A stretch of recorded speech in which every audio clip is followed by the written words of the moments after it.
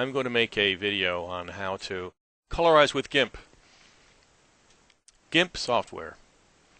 This is 1938 in front of Greek coffee shop in Ambridge, Pennsylvania. And this is a very, very high definition picture, but they all open about this size, and then you got to zoom in. And I'll start at 200. So we'll start, that's going to be the very center of the picture. Control Z will erase what you just did. So let's start with this guy, only because he's got veins in his arms, and veins are not the same color as everything else. And we'll talk about layering. So let's start here. Let's make it just a smidge smaller. We have 160.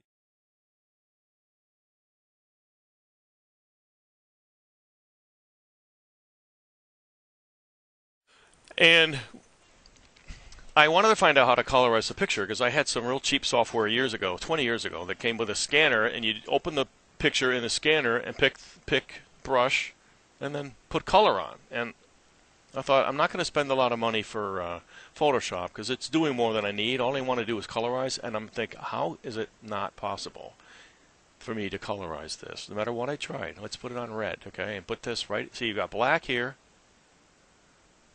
See our color here? That's the color it's going to be. We got pure white and we got bright red. But it's not doing anything. Because what happens when you get it, when you first open GIMP, it defaults to image mode grayscale. And no matter what you do, light colors, dark colors, I changed it from normal to color, it's not colorizing anything. And I had to hunt around on the internet to find out exactly why, and finally I found on Reddit, I think, somebody said you got to change it to red, green, and blue mode, and then you can color. Now it also defaults to normal, and normal means you color right over the top. That's the color right here. Just make it blue. It just colors over the top.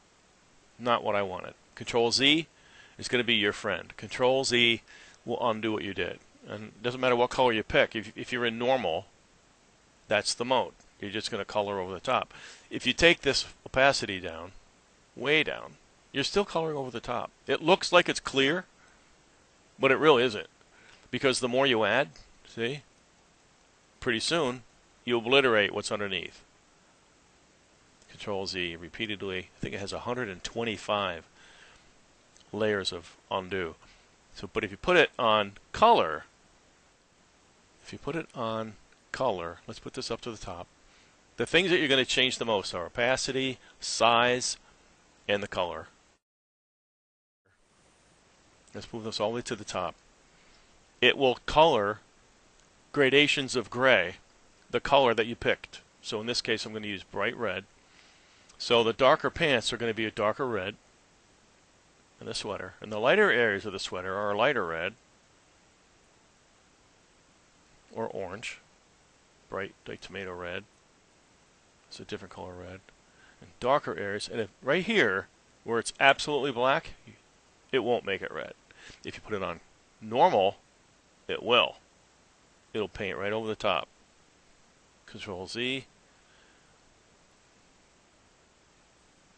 So let's do skin. Oh, if it's something that's absolutely white, like this cap, it'll color the areas that are gray, but it's not coloring this middle part because the middle part is pure white. There isn't any gray there to color. That you can do, even with this all the way to, almost all the way to the top.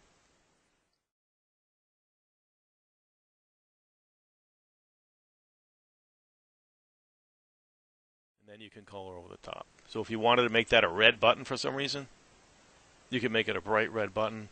You could take this down and make it a lighter red button. Not quite so thick of a spray, and then you got to go over it multiple times. I needed to do the emblem on a car one time, and it was bright red, but it was reflecting the light, the sky, and I thought even where it's reflecting the sky, it's still going to be red. I had to paint. So we'll Control Z all this off. Okay.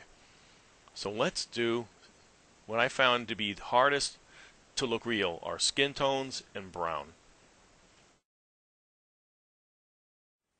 Okay. And this color for his vein. This is in the bottom. It's inside his skin, obviously. So I'm going to do this first. And all of this melanin of the skin is over the top. Now I'm going to do like a flesh tone. Let's start with melanin as an under. Okay, we've got it on color, not on normal.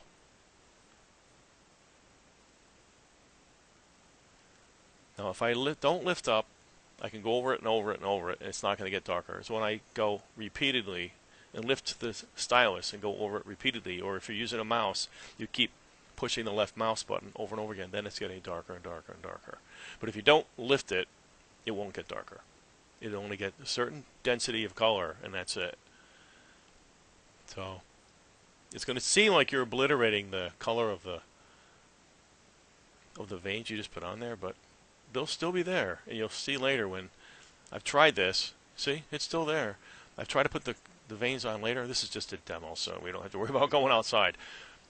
I got to the edge of my surface, which is terrible because now I'm going to color over stuff twice. I tried putting the color of the veins on after, and it just didn't look right. So, okay. Now I want another layer. I'm going to do it again. I'm going to start here, because that melanin layer isn't really as bright as I want.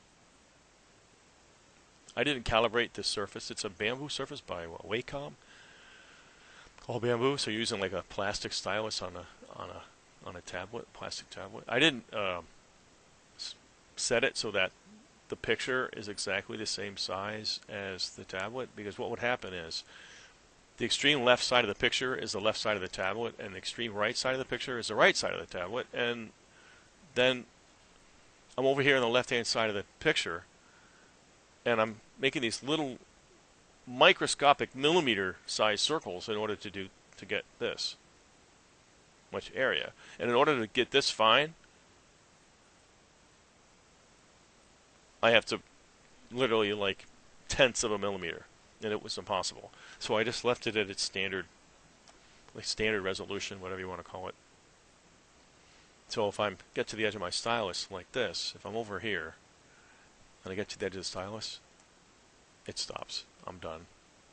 And I got to go back in again, or lift the stylus. Okay. So now we're going to go pink, because that's not the color that people are. If you look at yourself in the sunlight, and this is a cloudy day. Obviously, this is not direct sunlight. There's filtered sunlight through clouds, but people are not that color. So we'll add pink over the top, and we're doing lots and lots and lots and lots of layers. You can't just put one flesh tone. Again, this is a demo, so I'm not being that careful. You can't put one flesh tone on your picture and say, "Yep, that's the color of the people. That's the color of people," because it won't be the color of people. People's skin is reflecting the sky. It's reflecting their clothes. It reflects the clothes of the people that are next to them. It reflects water and green from the trees and all kinds of colors in skin. And in order to get that color, you have to layer. Now this is the dark underneath here is because the gray is more dense in the picture, and so it makes the color darker. Now we're better in our flesh tones, and we still see some of the green of the veins of the blue underneath. I don't know what that is. Okay. And we're still not done. Now if I were doing this, I would see that this whole thing, all this head and his hair is also made of melanin, are all melanin. So this whole thing would have been colored. I would have done his arm, I would have done his neck, his face, and his hair, everything. And then I would have added different colors for the hair to make it brown rather than skin color. But because hair is made of melanin, that's the colorin, and keratin, but mostly melanin in hair. The first layer would all have been everything, this color, right over the top. I'll even show you a little bit here. Okay, so we got skin. Then I'll do his eye. And then you go, oops, I didn't want to do his eye. So you put this way over to black, and this way to the top, and you go like that. Take the color out. Okay? It's easy. So then, I would add, whoops, pink over the top. I would add pink in the, too much pink in the darker areas, pinker flesh tones, and the ears, I've tried putting the pink on first and then the melanin over the top, like melanin brown. It just doesn't look right. See though, that's not the color of hair. So for the hair, you gotta add like a greeny, real light greeny, olive green. You gotta add like olive green colors in there to get the brown hair. And then, you know, this hair is always very difficult. Hair and skin I've always found to be the hardest things to get right. Because there are so many things, especially hair. It reflects so many colors, even more than skin, that I would go over more brown and put brown over the top. Again, I think this is the third time I said it. It's just a demo, so I'm not being that particular about the size of the brush, and then I'm coloring skin and not hair. But lots and lots of layers of color to get the hair right. Okay, let's go back to the skin. So, if he's broke my rule again, I said so. If this is really outside, which it is, it's outside, so you're getting filtered light through the sky. Sunlight is not yellow, even though everybody likes to put the yellow sun in the sky. Sunlight's not yellow, it's cyan, which is really like that. Okay, and then we just go light, big brush, really light, and brush cyan right over the top. More. You can put cyan everywhere, but right over the top where the sun was. It's very subtle, but I've just made his arm a different color. Okay? Then I have a different color blue here underneath where the shadows are. Make this smaller. All these areas that are shadow are different color blue. And we're going to finish by going over everything again with pink. Okay, this is shadow, so this is going to be a bluish area, and all of this. Bigger, brush blue right into the shadow areas. Underneath, if you lift the brush, it comes blue again. It's starting to look like skin. Then we take that one out, Control Z, that last one. Okay. And then, one more layer of the pink. It's not a lot of color here, but it's enough. Keep looking at your skin under a nice LED light that's like a sunlight white or a pure white, and see if that's the color that your skin is. And that's the color that my skin is. Here's the picture I did. It's finished. If we zoom in on this, we're just about there. There's the brown pants. Brown, I've always found brown to be very tough. Hair color is different. Hair color is not the same as the skin, but I did the hair exactly the same color as the skin to start with.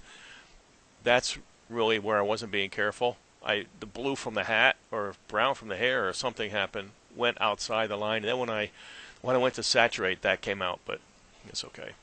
And this stupid spot right here that I didn't do. Darn it! I forgot this spot. I think that's red from here. This is display case on the back that had I decided was like red velvet. I think that might be the rest of the display case that's holding up these flowers inside. Whatever. So there's all the flesh tones. See, this has a lot of blue reflected from this guy's shirt. And this guy's shirt has, believe it or not, it looks pink, but it's yellow reflected from this guy's shirt. There's blue under here, and then I added another layer of yellow because he's wearing yellow. So he's got yellow reflection, blue reflection, sunlight blue, this shirt blue. There's all kinds of reflections. This kid's shirt is filthy dirty. You've got scuffs on the pants here. You got to do lots of layers. This is why it takes a long time, 6.5, 7 hours to do this work. Still blue the veins underneath. This is kind of weird here, but looks good. The blue in the eyes overlapped, but you know, I saw that. I thought, you know what? That probably would happen in the picture. You see that kind of wash of blue in the sclera, so let's leave it. I have another video I posted about doing the hat. I made a hat, and that demo video is green. Here I made it denim blue, and made the flowers like a magenta, kind of. So let's go back to our program. Should be this. Oh, GIMP. And our color wheel, for whatever reason, disappears until you go back. There it is. The final step, after you're happy with the color, let's put a little more pink in here. Let's do the hair. Okay, let's do the hair like this. It's too small. It's too bright. It's one thing or the other. You're going to find Control, like I said, Control Z, undo is your friend. You're going to love Control Z. All right. It doesn't really look like hair. Hair is the hardest color. We went over and did this color over this kid's hair. You can kind of get brown, right? But the thing that will satisfy me, at least it satisfies me, it makes everything look a lot more real, is what's called saturate. Put this up about a fifth. And you do this. I do it in certain areas like this at first to see how they look. It's like, yeah, I'll be happy with that at the end. And then I Control Z and get rid of it. Saturate sets your colors in. It makes them look like they're actually color in a photograph rather than color that's placed over the top. And I can't see the whole part of his arm, but that's okay.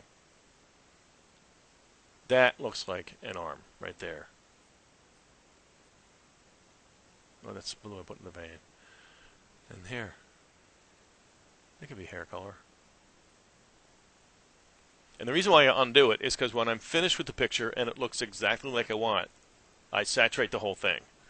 If I go over a part of the picture that that hasn't been colored yet, you get this odd pink. And I think it's because the picture has some preponderance of pink in it, even though it looks like it's black and white. I think it's not. It might have just the tiniest bit of a preponderance of red, and so when you go to areas that aren't colorized, it's making a pink. And if this is too high, you get this.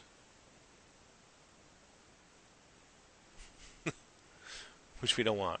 We don't want any of this. See? Where I added the blue and those types of artifacts. Yeah, we don't want any of that over here. See? All this odd stuff happens if the saturate's on too high. Then it looks good. It's the same technique for everything you pick. Like in the other video I did some brown in his pants. Let's make his pants blue this time. What color blue should they be? Like a subtle dark blue, like that color blue, and dark, like this. Okay? That's on saturate. You got to change it to color. Too much. Don't forget. Well, you're not going to forget. You could forget, but you're not going to leave it because you're going to go right back over to the color wheel and change it.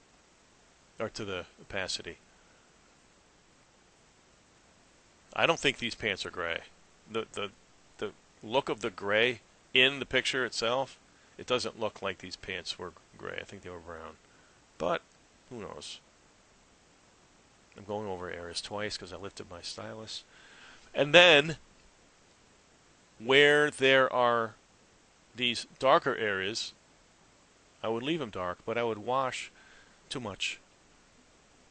Real large brush and really, really light, a different color blue over the top of where they're more exposed to the light. Whether it's blue or brown or whatever color you pick, green, you're going to be darker in the shadow areas than in the lighter areas. And then when you put it on saturate, we'll see what happens. Are they going to look like they're real blue pants?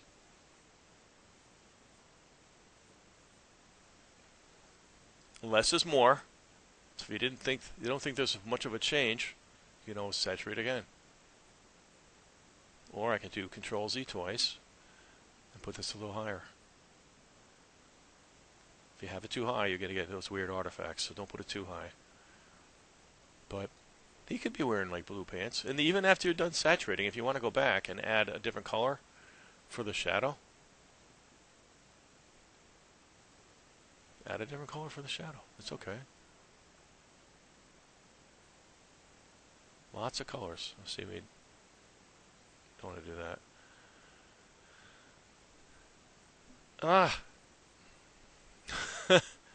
It's like constantly changing this. Okay. Then add a darker blue where the shadows are.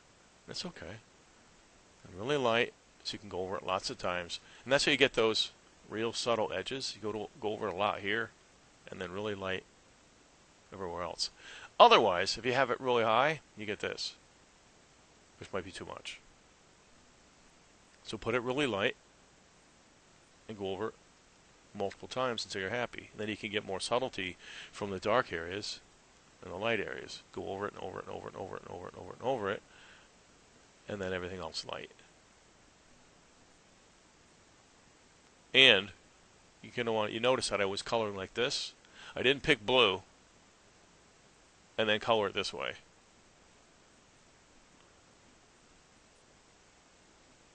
I didn't color this way. I went with the direction of the creases and the wrinkles. I did that with the skin as well. I didn't color this way. I colored everything this way. Now if I put that color underneath, it's too much, but that's a color you might see on skin on a cloudy day if it's reflecting its pants. That looks fine. To me, that looks great. The blue in there is weird.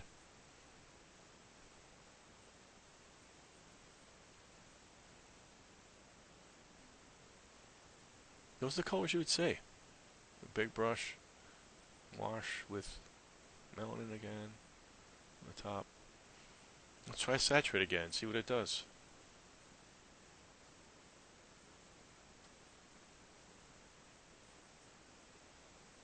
The veins are still green. There's all those different layers in that skin. If you pick one color for skin and you stick with that, you'll see a lot of colorized pictures online, even from Shorpy where I got this. They just pick one color and make everybody's face one color. And it doesn't look real. There's not working because I've got it on saturate. It's the most common mistake that I make. There we go. They'll pick a color and go with it and leave it. And the reason is because typically what you do is you make a I don't even know how to do it. You make a mask. So let's say I wanted to make the lips pink.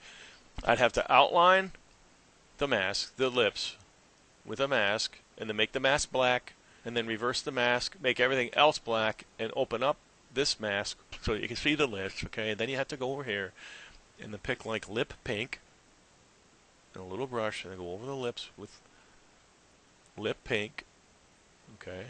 As many times as you want. But then if you wanted to add another color, because you thought, well, lips aren't really that color, you have to make another mask, another layer, put a mask around the outside. Maybe you want to add just a little color here on the reflection. Okay, so mask the reflection, then make it black, then reverse it so everything else is black, and then the mask is white, and then pick the color you want to put on it, make the brush smaller, and then put the other color on over the top. It's a big waste of time. You don't have to do that. You don't have to do anything even remotely like that on software like this. Nothing like that at all. If you have it in RGB, just color right over the top. That's all you have to do. I'm even doing his eyes. The limbus, is that the limbus on the outside? Is always a different color than the eyes. Even if somebody's eyes are like pure sky blue, that limbus is going to be a different color blue. So don't stick with one color. Lots and lots of layers. Layers. Layers like crazy. Let's say his pants are brown. Okay, we got brown pants here.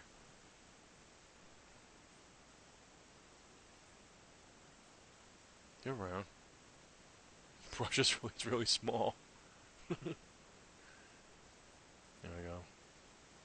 So you can see, it's the second layer. You're going to see all that scratchiness I put on there. Now, these types of small areas like this is exactly what happened. I did his pants in brown. Okay, then I was happy with that.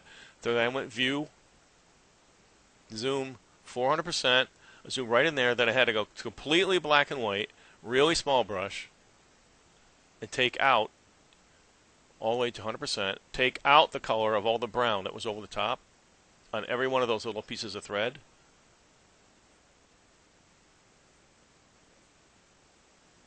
And then go back to the color that I had picked for the sweater and make all of those threads the color of the sweater so that we get this. So we go real high here. So then I had to take all that brown out of each one of these threads and then go to the color of the sweater and put it back in on each thread. Otherwise, when you color the pants, you go right over the top with brown. Or you just have a wash of this beige color over the top to get all these threads, and it it taints the color of the pants. And it's the same thing with all the threads everywhere on this sweater, and all the hair from this kid. He's got little hairs all over. So I did the leaves green after I did the hair. So I had to put the green on, which changed the color of the brown. Then I had to go back and take all the color out of the brown on each hair, and then go make the hair brown again, and put sort of each hair back brown. And I didn't bother to saturate, but then you have to do each of these, and all these are all different color brown. Kind of got on his forehead a little bit there, but then these here you got to get these hair. I took the color out and then made them brown to kind of mix with the yellow. That's what film does. And again, there's a wash of the blue here in the eyes, so it looks real. And then the very last thing is grain. So we can put grain, and we want GIMP. I don't need my color wheel. Let's reduce this back. No, we didn't finish the face, remember? So the face is not done. But the last thing is filters, noise, red, green, and blue. And you can pick whatever you want. This is just generic noise, but I thought, you know what, it's like let's make it more red than the rest. The one that I had that you just saw was a preponderance of blue. Let's make a preponderance of red. See what happens. And so if you zoom in, you'll see that there's now grain here that wasn't there before. And when you save the picture and then you open it in the picture, just picture viewing software, all that pixelation will go away. See? This has grain in it. The picture itself already has grain because it's a photograph, but it's a big plate. It's probably like an 8x10 plate or a 5x7 plate. It doesn't say, but there's a lot of resolution here for a picture. Like these threads here in a picture that's really this size, that's some awesome resolution for 1938. There, if you don't like the grain, Control Z takes it right out. There is grain, like I said, there is grain in the picture already. You can do what you want. Whatever you think makes it look good. It's your picture. And you are the author of your own picture.